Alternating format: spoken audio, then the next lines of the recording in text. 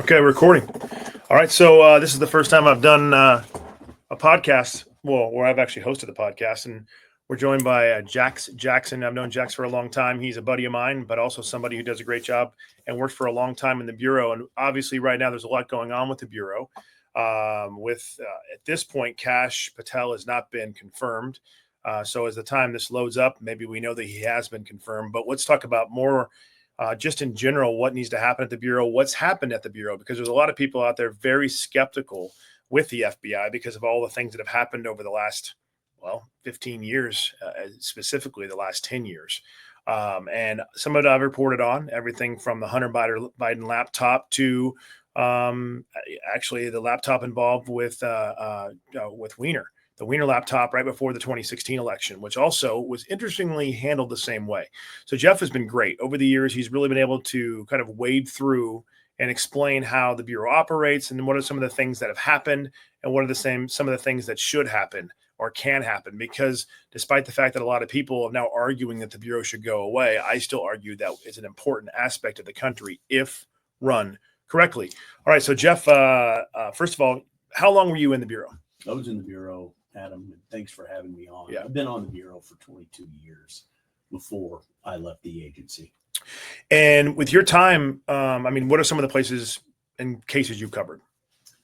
Oh, geez. I was, thank the Lord, lucky enough to work a bunch of great cases in the Bureau and had a stellar career. Number one was I had caught the Ray Caruth case. Okay. And actually picked him up back in '99. For those of people that don't remember, but he was the NFL wide receiver, right? That was involved with the murder of his pregnant girlfriend. Back then, I also worked some national security cases, primarily overseas. I was sent over originally to Afghanistan to work in the U.S. Embassy in Kabul back in 2002. And prior to that, I was at Gitmo interviewing detainees down in Gitmo. That's what kind of set the stage for me heading over to Afghanistan. And while I was there, I met Derek Van Orden, who is now one of the congressmen for Wisconsin. At the time, he was a Master Chief in the Navy SEALs. And we ended up together forming a task force, which basically introduced biometrics into the military. And were you going to ask something? Yeah.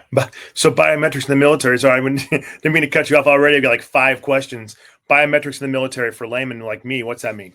So when we say biometrics, when I was over in Afghanistan at the time with Derek, the first detainees were starting to be released back into the battlefield from Gitmo. And when you're a detainee in Gitmo, they take your fingerprint, DNA, right, pictures. Basically, they try to figure out who and where you're from. And then at that point in time, with them being released back into the battlefield, basically the administration wanted to know which guys were re-engaging on the battlefield, getting back into the fight for Al-Qaeda and the Taliban. So at that point in time, the military had no way of IDing these guys, either by fingerprint or DNA. Well, at the time, the FBI, we were the specialists of that because that's what we collect. Right. And so basically what happened was I was embedded onto a SEAL team. And then I would go out on kinetic strike missions with them. And then we would either capture, or if the adversary was killed, then I would take the DNA, the fingerprints, the pictures, the pocket letter, communication devices, whether laptops, cell phones, of those individuals, bring it back, and we would help the military process those items and those individuals. Right. So that's I ended up doing that for 3 years, from basically 2003 through 2006. 3 separate instances going over to Afghanistan and participating with the whether it was special forces or the SEAL teams. And during that whole time, I ran a gang task force here in the United States out of a little, what we call a resident agency office of the FBI. And I ran gang cases. Okay. Had a gang task force, and ran that for 7 years. And then in 2007, I ended up taking a management position at headquarters in the gang unit, and went to headquarters and was basically an FBI management from 2007 through 2014. Then I stepped back out of the field, back to be a line investigator through 2021. Okay. Well, so as part of that, it's interesting. You were in Afghanistan when I was in Pakistan at the same time. We might have been able to almost cross paths there, because I was supposed to go in there and ended up staying in Pakistan for the month I was there in the first part of 2002. Interestingly, with all this is, the FBI does, as you've just given your background, the FBI does a massive, broad range of work. And that's very clear. And I think a lot of Americans, they see what's on television and the movies, and then now they've seen the politics that have come into the FBI, and they have this perception of the FBI being, basically targeting individuals, which they've done. And that's something that's not even debatable. What has been, in your belief, what has been the issue that's turned the FBI from being that agency that is essential to doing a lot of the things that you've done into basically attacking, in a lot of cases, political opponents, protecting things like the laptops, both of the ones that I've mentioned, and some of the other controversial things that have come out about the FBI? How did that start? I mean, obviously, we can go all the way back to Hoover and some of the things he did, but it seemed like the FBI got significantly better. And then all of a sudden, in the early 2000s, once Louis B. Free left, whether you like him or not, I happen to think he did a decent job from me being on the outside. And it clearly went straight political. Well, that's a very complicated. Sorry, it's a long question. Yeah, it is. It is a very complicated question, but I'll hopefully get into some of that with you. Okay. So, starting off, you do go back to Louis Free. That's when I came in. He was my director. I loved Louis Free. I think most of the agents that were back in the Bureau prior to 9/11 loved Louis Free. He was a agents director. From his style of leadership was engaging. He was interested. He came to our when I was going through the FBI Academy. He came at least 3 times and ran with our class and spent a half day with our class, talking to us, being with us. Every time he came out to run. So he was an agent or director that was really interested in the agents and getting to know us and being part of us. His leadership was incredible. Plus the fact that when he came on board, he basically flushed a bloated management system out of FBI headquarters and streamlined headquarters the way it should be, and put most of the agents back out to the field to work cases, which in my view was the right move. Right. So he ends up leaving in late June of 2001, and Muller ends up coming in as the director, and then 9/11 happens, unfortunately. And then that is kind of where I believe the problem started. Okay. And this is an evolution over years. And so it started in a number of different ways. Number one, the hold renewed emphasis on terrorism investigations. So at the time, not to say that terrorism wasn't a priority, but prior to it, most of the heavy hitters for the Bureau, the investigators, were working gang and drug investigations, primarily. And so at the time when 9/11 happened, it all kind of shifted. So you ended up having your gang investigators moving over to the national security side, which at that time was a relatively small division within the FBI. And they started working the national security cases, which at that time was rightly so, because at that time, those guys had all the experience, the gang investigators. of really doing the heavy hitting work for the Bureau. Muller then creates basically the intel division within the FBI, and then puts a ton of resources towards counterterrorism and weapons of mass destruction. Right. Divisions within the Bureau. So it starts to bloat the bureaucracy once again within the Bureau. And so you see this in the early years around 2002 through 2006, 2007 as it continues on. The issue is that you don't have enough. He created a ton of management positions, but you don't have enough personnel that are qualified to move up at that time. So at that time, to be able to go from a field agent to management, you had to have 6 years of investigative work on before you could move into the management ranks. Right. So in order to fill the vacant positions at headquarters, Muller then changes the rules and puts it at 2 years. So you could be an agent for 2 years in the Bureau and then go into management. Right. The problem with that is at the 2 year mark, you're just coming off probation. The problem with that is you have no case experience. Right. It takes, I would say, in my estimation, anywhere from 6 to 8 years, 10 years, depending on what you're working, to become a seasoned investigator. But do you think they wanted that? Because if you look at it, going from Muller to Comey, and it seems like they wanted their political guys around them. You have people like Stroke and these others who don't have very much experience, if any at all, and were very political.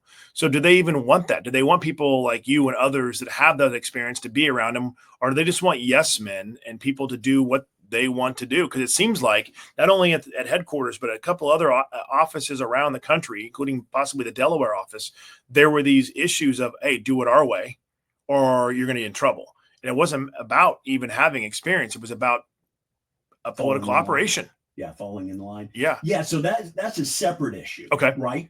So if I can just digress back real quick. Sure. So you're putting in, so the start of it is you're putting in a bunch of agents into management that have no case experience. Gotcha. So they don't understand law. They don't understand how the Bureau works. They don't understand how to even properly do a proper investigation or do the casework that's involved with that. So they don't have the experience.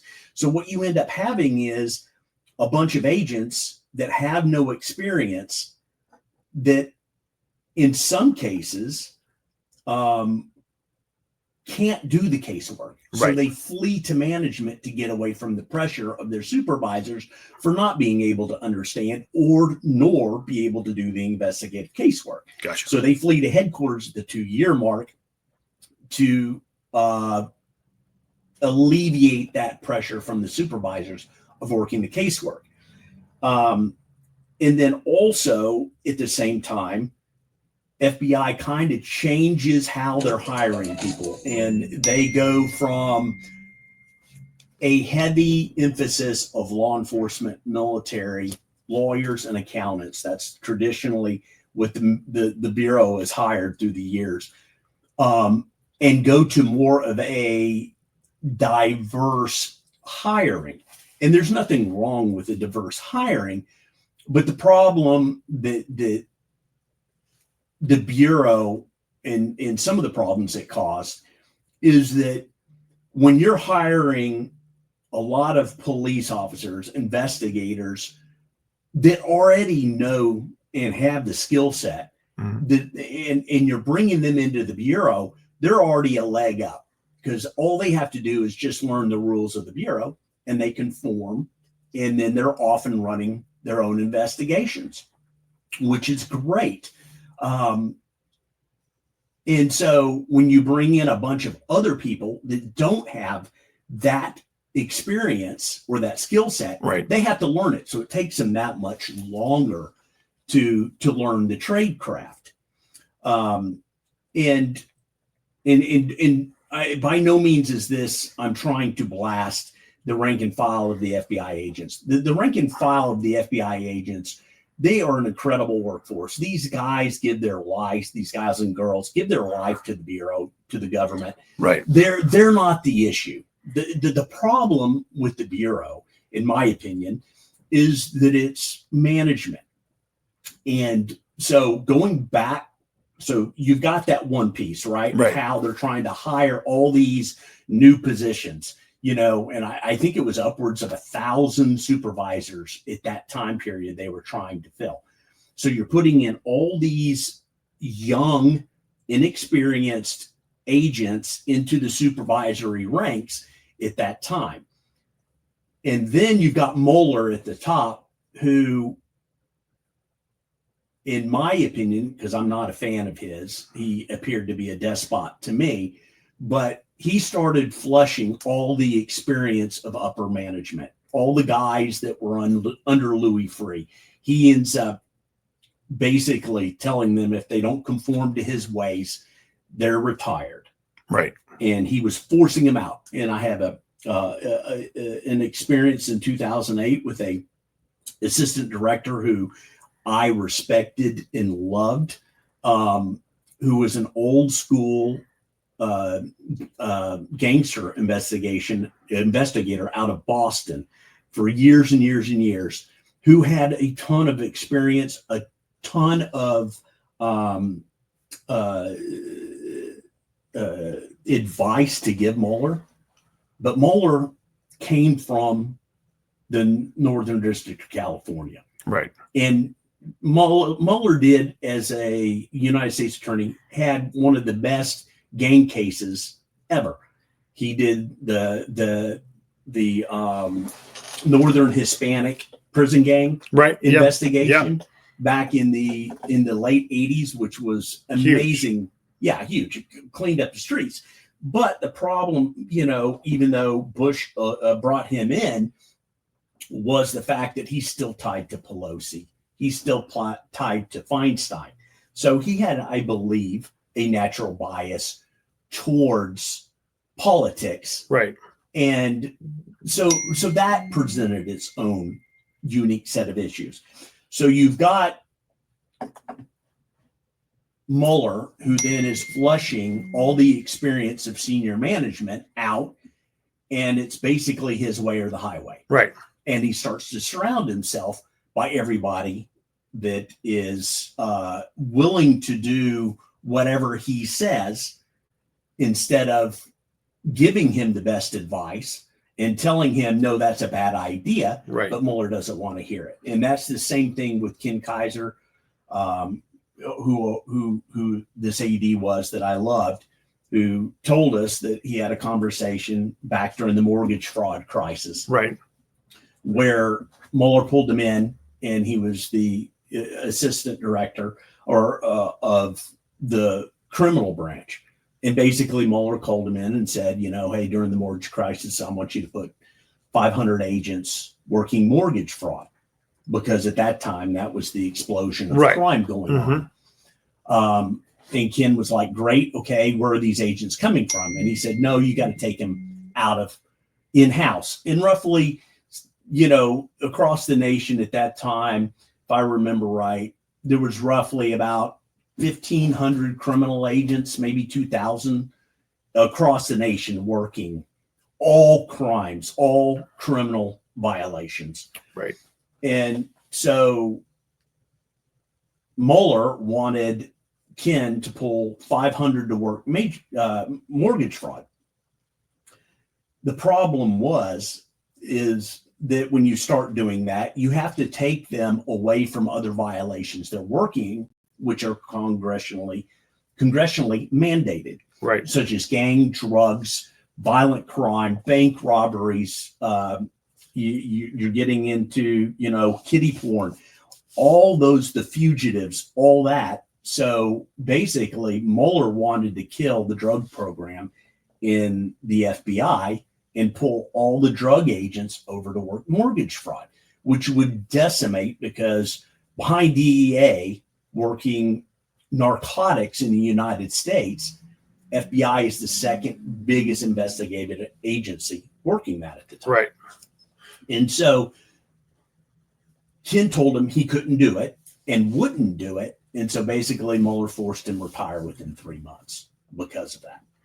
So that's an example of what Mueller was doing at the time.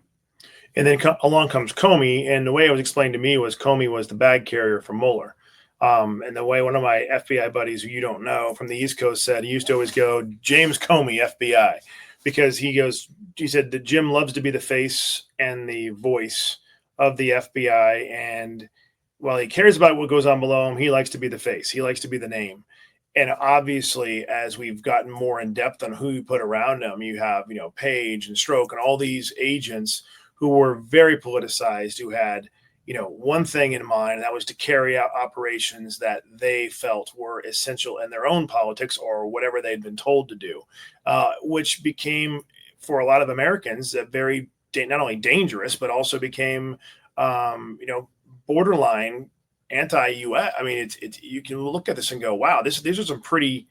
These people tried to overthrow a duly elected president in some cases, or at least find a way to influence Americans. And the first thing I saw was the laptop in the Wiener laptop, which I got tipped off from one of my East Coast buddies in the FBI that, hey, there's this laptop that's down in DC that's got some pretty significant stuff on it, and they're trying to hide it.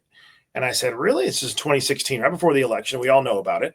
A lot of my friends on the left side think that James Comey came out and did this to somehow help Trump win. What they don't understand is Comey did this to try to help Hillary win. He felt like they'd kept this from him. When he found out about it, his thought process was, well, crap, if this gets out before the election, it's going to make us look really bad as the FBI. And it looks like we did something wrong. So let me get this out in front of this now. Let me admit that we have it, and let me clear this thing before the election, which obviously did not work. But they'd had that thing since the first part of September. And they'd been holding it. It was the New York folks that put pressure on DC to say, hey, where's this laptop? And that's how Comey found out about it. But that was the first one. And then you have, as we move along in the process, and you have the Hunter Biden laptop, which we now know intel officials knew was real and still put a letter out there claiming Russian disinformation. And what's crazy about that process, again, a lot of misinformation out there with that laptop, is I interviewed I call him JP, the computer repairman. And like, for example, some of the other media were saying, well, he's legally blind. How is he going to see and recognize who Hunter Biden is? Well, if they did any research, they would know legally blind is 9 feet or less, I believe, of sight. Well, he could see 6 feet. Well, a countertop is 18 inches. So it's very likely that he would have no problem recognizing him. But yet you had, these agents in some cases pushing back. And then I have cases like Omar Montoya, who I've talked about in the Northeast, how, his case has been settled. He's won, but the internal office of the FBI won't let it out yet. I know other agents that approached me that, have settled, but they have signed NDAs and they can't speak. But what's interesting as we go forward with the Kash Patel possible confirmation, and he might even be confirmed by the time this passes or this posts, is that I've had a number of guys reach out to me and gals and say, listen, we want to be whistleblowers, because a lot of Americans have been critical of the FBI, Jeff, have said, well, where are these agents? If there's so many good agents, why are they not saying anything? And what I try to explain to them is, first of all, the FBI is massive. This isn't like an office of 30 people. Two, they've seen what's happened to their colleagues when they come forward, and it's like spitting in the wind. It's like, what, well, they should still do the right thing. Well, what is the right thing? If they come out and they get, like, for example, Omar Montoya from the Northeast, which that case will come out once they finally comes out of the FBI office, we'll present it here. I know for a fact that he spent like $600,000 of his own money, took away his college fund for his children just to fight and finally win. But not everybody had that opportunity. So I guess we go from free to Mueller to Comey, and it seems like the politics just went through the roof. Yeah, and what I believe happened was that when, of course, Mueller left the office, he goes on and then starts making a ton of money after the deal, which appeared primarily working for the Democratic side of politics. Right. And what I believe is that, a lot of FBI management, the higher ups especially, realized, when my career's done, I can get a gig with the liberal media being talking heads. Right. And so Number one, they're kind of following the Muller line. They've been influenced and been yes men for years and years and years. And then they see that there's opportunities post-career, post-retirement from the FBI to make a living being a talking head for the Democratic Party. Or on TV for the networks. Absolutely. Yep. And so I believe that was also an effect. Prior to 9/11, when I went through the academy, there were 3 rules that you learned the first day. Number one, you are apolitical. It doesn't matter if it's a Democrat or a Republican who commits a crime. That's a person that committed a crime. Right. So you lose that lens. All you're looking for is impartiality. You're blind as far as politics goes as an investigator. Either the person committed the crime or they didn't. And that's the way, number one, all FBI agents, whether they're management or not, should operate. And that was drilled into us day one. Number two, you don't lie. If you lie, it's the easiest way to get fired from the Bureau. And number three, the other rule was never embarrass the Bureau. So somewhere after 9/11, those 3 rules got lost with the majority of, I think, the upper management. Because I think in order to keep their job in management and promote, they had to toe the line, which was basically whatever the director had set up. Right. In the way that they went forward. It's yes. And it appears that it has been happening for years, at least in my opinion, in roughly the past 20 years, this has been going on. And you know, what I find interesting is the fact that, you know, you talk about Strzok and Page and the whole issue around the insubordination, or you could even call it I guess it would be insubordination, you would call it, of trying to affect the election in 2016. Right. About trying to keep the political nominee out of office or trying to keep him from being elected. What I found very interesting was that, yeah, you know, Page was fired, Strzok was fired, and then the lawyer was also fired at the time when that investigation came out. But there was another, I think there was another 20 or so high up FBI executives that you never heard what happened to them, that were involved in this whole email chain, that were involved in this ring of trying to keep a presidential nominee, to keep him from winning the election. And to me, that is a disgrace. You shouldn't be in that business. Number one, you shouldn't be talking politics. Right. In the Bureau, especially when it comes to investigations. And number two, the fact that it was never publicized what happened to those executives. They continued on with their career, and I'm sure most of them have retired with no repercussions, which to me is appalling. No, and I'm actually looking right now. I get some notes that we're talking. You know, the acting director, Brian Driscoll, obviously Cash is the one who's been put up to be the director, but until he is confirmed or not, right now it's Brian Driscoll. And what's interesting, and not off topic, but a lot of the acting directors are actually doing a significant amount of work, and they haven't been, you know, as their nominees are being drawn out, you know, the acting directors are actually doing a lot. And I think that's being lost in a lot of this. But for example, the acting director from the FBI said, you know, when I was a new agent trainee at Quantico, our ethics instructor taught us that an FBI agent's greatest power isn't their ability to arrest or take life, but their ability to say no. He says the Bureau employees, and he's talking about J6, the Bureau employees who carried out the J6 political persecutions ruined the lives of countless innocent Americans. They traded their oath for a paycheck. Each of them said yes. do you the country a favor. You've stained the badge and brought dishonor to an agency. Its only job is to protect our fellow Americans from force and fraud. Shame on all of you. That's from the acting director. And I'm looking as I go through the notes here. I mean, there's the FBI Agents Association. It's interesting because I know some of the association have been concerned about how the Bureau's gone, and they've spoken out to some degree. I feel like as this whole, there's some taking offense to this within the Bureau that maybe want to protect the Bureau from being dismantled. Maybe they weren't involved in some of these issues that we brought up, and there's more, obviously, a significant amount more. Like as I scroll through my timeline now and some of the comments I've gotten, and then you have those who are trying to, who were involved, who want to, push back and be able to still have that strength. And then there's people like yourself who are like, man, let's just find a way to clean this up. Right. No, and I agree totally, because the America needs the FBI. It's vital. Yeah. It's vital to the investigative work across all boards. What needs to happen is some kind of management training, because the Bureau really, it's not like the military, which is structured to develop and mentor leaders.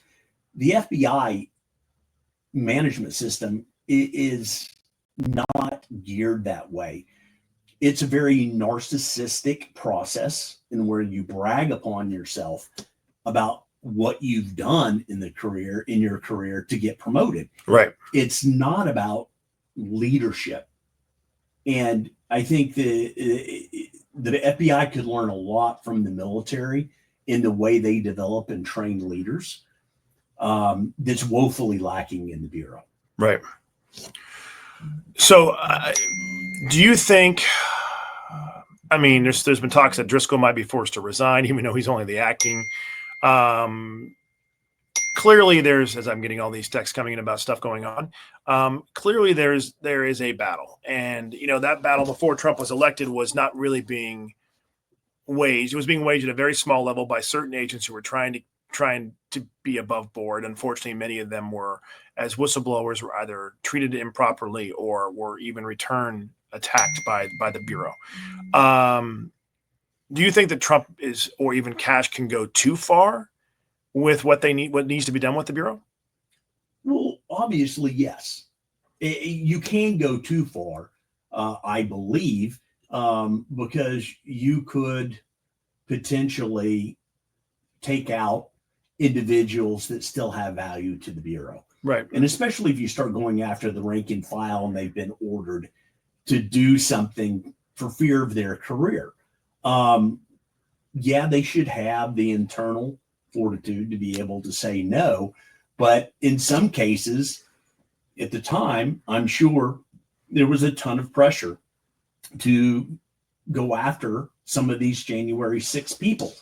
And I understand why the rank and file is so concerned about this survey that they've been sent, which I believe they had to answer today, the 12-question survey for their involvement in the January 6 investigations. So I understand their fear, right? Because in the Bureau, especially, management has its own protective system geared up where they protect their own, right, against not only the outside, but also the field agents. So, in order to get that, you have to be part of the club in management, but they will go to bat for their own people. And that's the reason why I believe that these individuals that were whistleblowers and that are whistleblowers, why repercussions have happened against them. When you're talking about a large group of individuals with no casework, no case experience, they're calling the shots from headquarters and even trying to tell seasoned investigators in the field how to do an investigation when they have less than 2 years investigative experience. That should never happen. No. It's interesting. Obviously I know I know a bunch of other agents that have retired and some are still in. Almost all of them, well, not almost all the ones that I know, because they know where I stand, have been nothing short of doing a great job as an agent and are concerned in different, gravity levels of what's going on. Some a little bit less, some a little bit more than where you stand. Looking here, there's another, I'm seeing a lot of agents come across the feed, and one here, Jared Wise, says he briefed, because Comey's come out. And, I'm not a big Comey fan for a lot of reasons. I don't know him, but I've covered him and a lot of the things that was being done under his watch, some of that he knew about. And he put in, James Comey put out a statement the other day saying, a message to my former colleagues at the FBI, DOJ, and U.S. attorneys' offices around the country. He's talking about fight for the rule of law, protect your country, don't let the darkness of the bad people steal the joy of public service. Well, in reality, while he's saying this, I mean, he's responsible for some of this. And as this former agent says, Jared Wise, he says, I briefed Comey several times as an agent. He had, a legendary God complex, and nobody should really care what he says anymore because he clearly was political while he was leader, and he's become even more political since he left. No, I totally agree. The problem is that when you issue statements like that and you didn't flush out your own people underneath you at the time that were not good for the Bureau, good for the investigative purposes, from Mueller to Wray to Comey, all these guys that number one, if you don't know what the rule of law is, you shouldn't be talking about we need to adhere to the rule of law, because obviously when you're going after Catholics, you're going after school board and the school boards. I mean, it's like, what? Yeah. And you're going against people that are expressing their First Amendment rights. There's something woefully wrong with that. Right. And that should never been investigated. So let's just say Cash gets approved, and things, I'll say calm down, but let's just say that happens, and there's what, besides cleaning out those that are corrupt, and there's still some in there. I've already had agents call me and go, Adam, I want to speak. I'm waiting to see what happens before I speak. And I've got guys that, and gals that need to be confronted because and we have evidence of things they've done.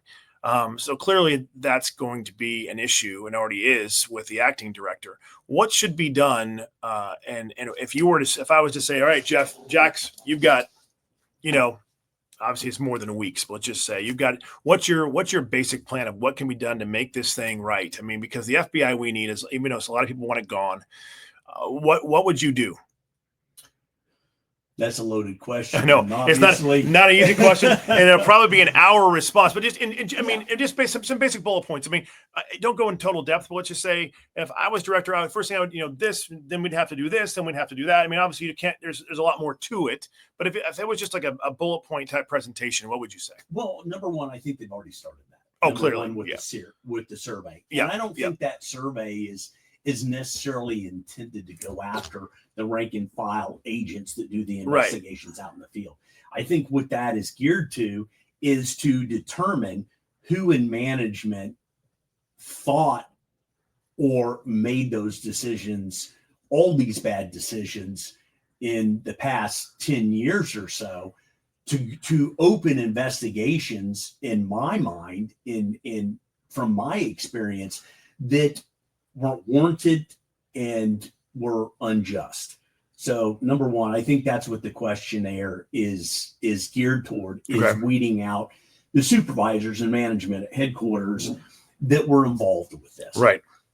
Number two, I believe, and we'll probably see it later on, is that they're going to do a deep dive on emails over the past 10, 15 years to see who else was possibly involved in what, a lot of people call a deep state conspiracy against conservatives, against,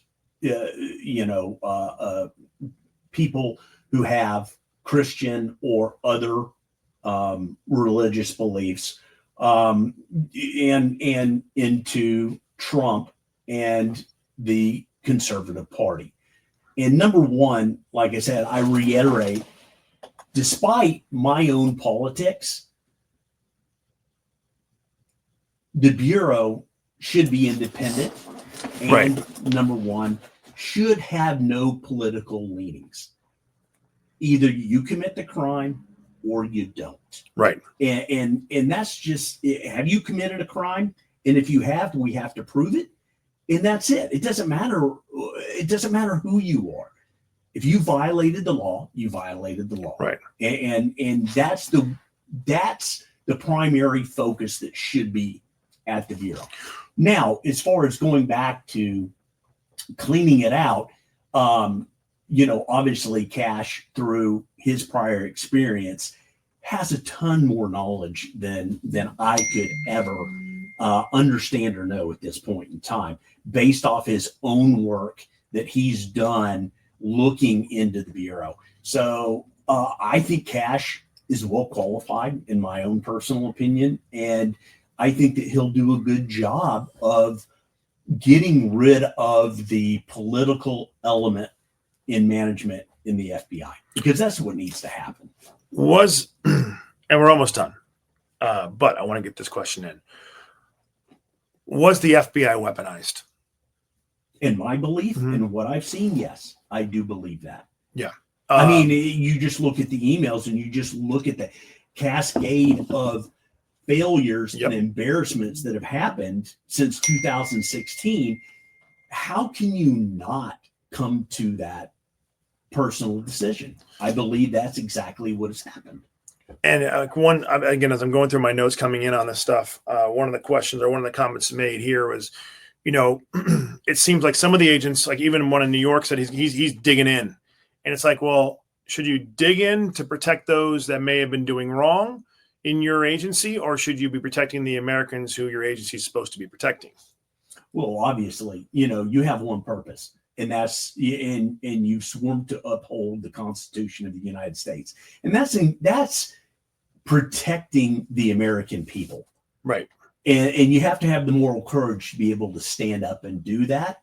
I think that's one reason why you see a ton of frustration from older retired agents, is that